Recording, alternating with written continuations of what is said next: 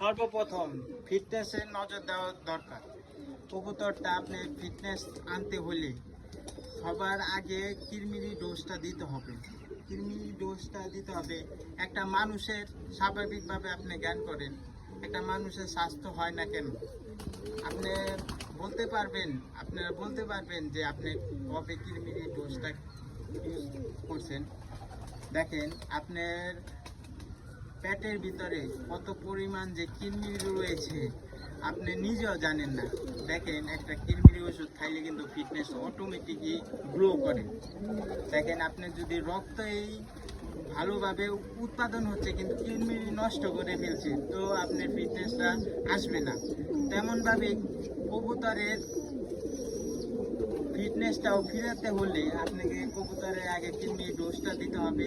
তারপর ভালো প্রকারের খাবার আছে, ভালো প্রকারের খাবার দিতে হবে।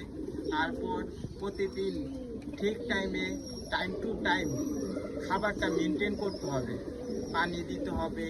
তারপর আপনি সকালবেলা যে সময় কবুতরটা উড়াবেন, কবুতরটা উড়ানোর আগে অবশ্যই আপনি একটা গ্লুকোজের পানি তাকে করে খিলে কবুতরটা যদি উড়ান, আপনার যদি এমনি উঠে এক ঘন্টা জুড়ে উড়ে ওই কবুতর নিম্নে আপনি 2 ঘন্টা প্লাস আপনি দেখবে অটোমেটিক উঠবে। কবুতরের নিয়ে অনেক কথাই, যদি এনার্জি না পান আপনি কিন্তু কাজ করতে পারবেন। আপনি যদি এনার্জি না পান আপনি কাজ করতে পারবেন? একটা ক্লান্ত শরীরে কিন্তু কাজ করা যাবে না। পাল্লার জন্য যদি রেডি করতে হয়, প্রথমে 5 কিলো ট্রাই করেন, তারপর 5 কিলোতে 7 কিলো, 7 কিলোতে 10 কিলো। একটা কবুতর যখন উড়ে 10 তাল্লা, 12 তাল্লা, 15 তাল্লা উপরে উঠে অটোমেটিক 5 কিলো চিনা হয়ে যায়। অটোমেটিক যখন আপনি 5 কিলো চিনা হয়ে যাবে, তারপর 7 কিলো ট্রাই দেন। 7 কিলো যে সময় ট্রাই দিয়ে আসবো, তাহলে 10 কিলো দিবেন। 10 কিলো ট্রাই হইলে 15 কিলো দিবেন। 15 কিলো যে সময় ট্রাই হয়ে যাবে, তারপর 20 কিলো দিবেন।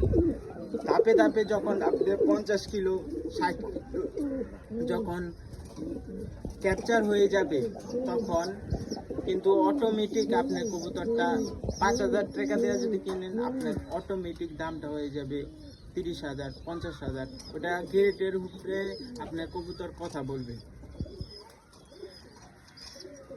তো আসলে কবুতরের ফিটনেসটা আপনি ফিরাইতে হইলে আপনাকে পরিচর্যা করতে হবে। কবুতর পালা কিন্তু এত সোজা না, আপনাকে প্রতিদিন অনেক স্যাক্রিফাইস করা লাগবে। আপনি যদি এক জায়গায় বেড়াইতে যান, আপনি বেশিক্ষণ কিন্তু থাকতে পারবেন না ওই জায়গায়। আপনার চিন্তা হয়ে যাবে যে আমার আজকে সময় মতন খাবারটা দিতে হইব।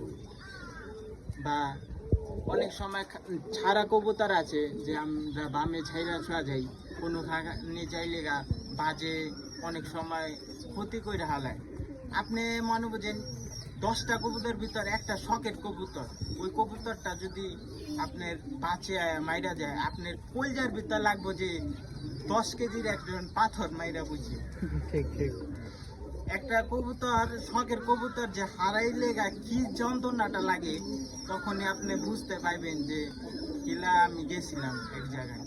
যাওয়াটা আমি অপরাধ বললেই, যখন আপনি দুপুর বেলা অনেক কষ্ট করে ছাদের ভিতরে থাকেন, কেমনটা লাগে যে কিছুক্ষণ কবুতরটি পালার পর যখন উড়ে না, তখন রইতে যে কষ্টগুলা ওইটা আর মনে হয় না।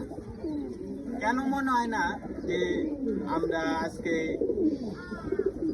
এত কষ্ট করে রইতে ভিতরে খাওয়া রয়েছি, কি সুন্দর লাগে যে উঠতে, কবুতরগুলা দেখতে মনের ভিতরে একটা প্রশান্তি আইসা পড়ে।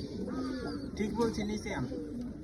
এখন কবুতর ফিটনেস ফিরে আনতে হইলে আপনাকে অবশ্যই খাবারটা মেনটেন করতে হবে, পরিচর্যা করতে হবে এবং পাল্লায় দিতে হবে যে আপনি 5 কিলো, 6 কিলো, 7 কিলো, 8 কিলো এরকম করে 50 কিলো তৈরি